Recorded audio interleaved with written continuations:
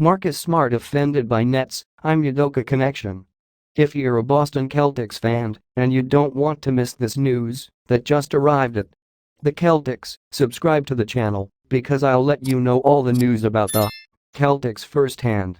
If I'm Udoka is allowed to coach the Brooklyn Nets weeks after being banned from the bench in Boston, Celtics point guard Marcus Smart would like a word. In fact, the current NBA Defensive Player of the Year wouldn't mind some answers now.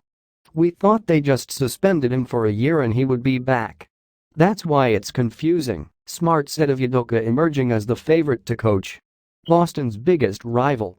I think it left a lot of people like, what the hell is happening here, when Udoka was suspended before training began for what the Celtics would only describe it as an inappropriate relationship with a staff member. Smart said he still had love for him as a person, but it's been hell for us.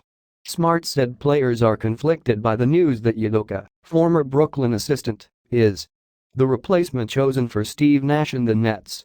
His name was slandered and massacred, and was he probably never again trained, Smart said.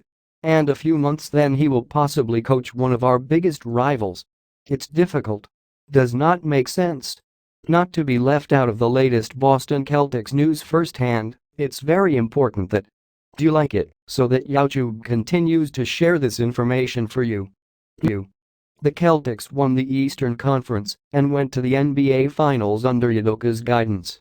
The Celtics announced, before training camp, that a violation of team policies regarding an intimate relationship with an employee forced the franchise to suspend the head coach and promote Joe Mazzulla to interim post. Nets general manager Sean Marks and Udoka were assistant coaches together with the San Antonio Spurs. Point guard Jaylen Brown was more optimistic about the news on Wednesday.